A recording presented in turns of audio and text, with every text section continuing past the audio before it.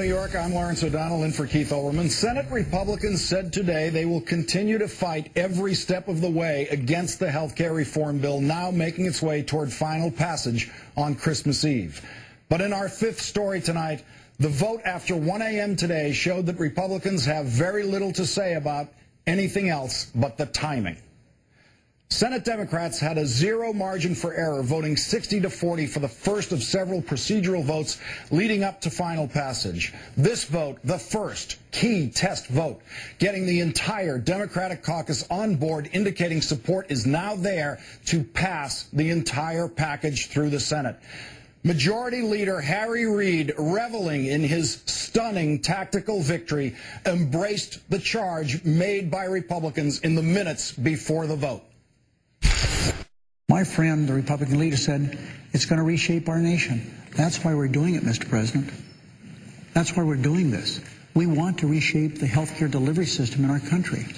Is it right that America has 750,000 bankruptcies a year? About 80% of them are caused by health care costs. 62% of the people that have filed bankruptcy because of medical costs have health insurance. We are reshaping the nation. That's what we want to do.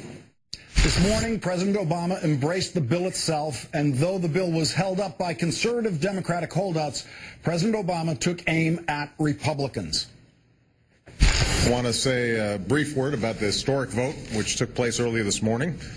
The United States Senate knocked down a filibuster aimed at blocking a final vote on health care reform and scored a big victory for the American people. By standing up to the special interests who've prevented reform for decades and who are furiously lobbying against it now, the Senate has moved us closer to reform that makes a tremendous difference for families, for seniors, for businesses, and for the country as a whole. Specifically, the bill is designed to bring 15 million people into Medicaid and another 15 million plus onto private plans, but would leave at least another 15 million with no health insurance at all.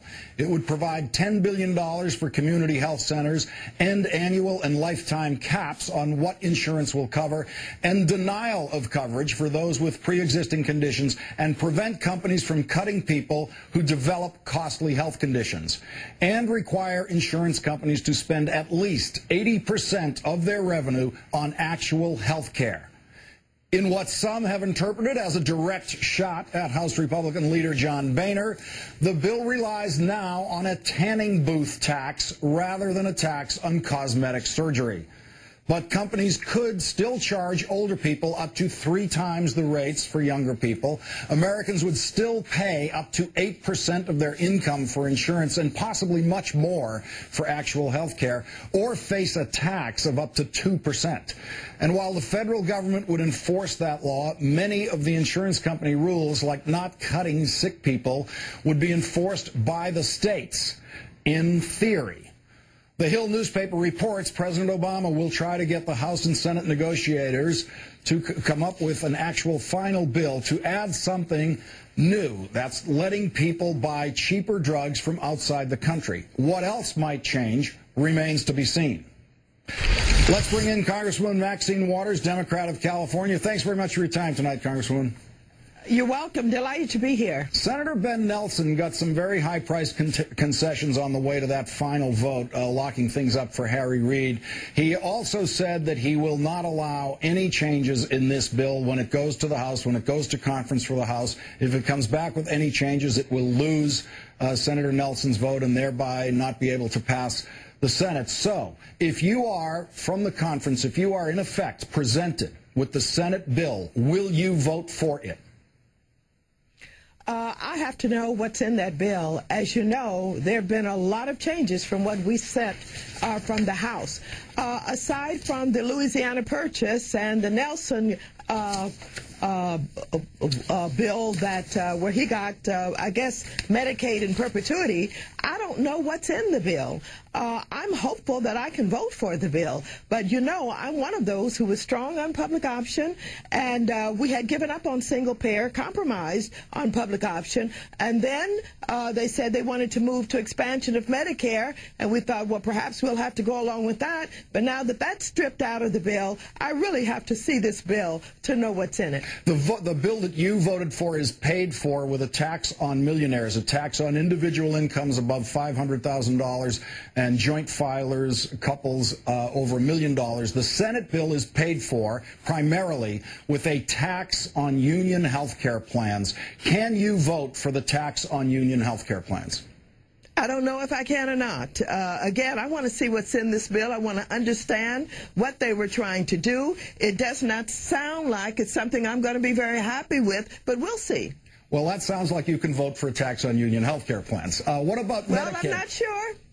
Okay. What about what? What about Medicaid? You saw the state of Nebraska was got its Medicaid. You know, there's an expansion of Medicaid in this bill, as there is in the House bill, and the expansion of Medicaid now in the state of Nebraska will be paid for fully, 100%, by the United States government instead of shared by the federal government and by the state of Nebraska. What about California? Should California demand now, will you demand for California that 100% of its Medicaid expenditures are covered by the federal government? Well, when we see a senator like Senator Nelson hold up a bill and able to cut that kind of deal, it certainly makes us think that maybe we should be fighting harder also for our states. Of course, we would like not to have the states have to pay their share of Medicaid. Of course, we're in deficit here. Many states are. Now he's got a special deal, and some of us are not going to like that very much. It turns out a lot of what Democratic senators and members of Congress have been saying all year has turned out not to be true. There have been many, many promises that there would be a public option in this bill. Nancy Pelosi promised a public option. Obviously, the Congress is moving away from that. Are you prepared to say tonight that there will be a public option in the final bill, that the House can in any way get a public option in there and then somehow get it past the Senate? Well, I tell you, a lot of us will be fighting and encouraging our conferees to hold tight for a public option. We have not given up on that. That's extremely important to a lot of people, not just Democrats, but I mean Americans throughout this country. They know that without public option, there will be no competition. We're going to turn over 30 million people to the insurance industry to increase their premiums and co-pays and deductibles. I don't think that we're going to be too happy with that, and we'll have to fight as hard as we possibly can to get that public option. Without it, some of us are going to have to not vote for the bill.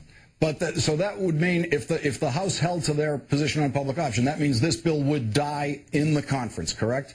Oh, absolutely. If we held to our position, it would certainly die in conference. All right, Democratic Congresswoman Maxine Waters of California, thanks very much for your time tonight. You're welcome.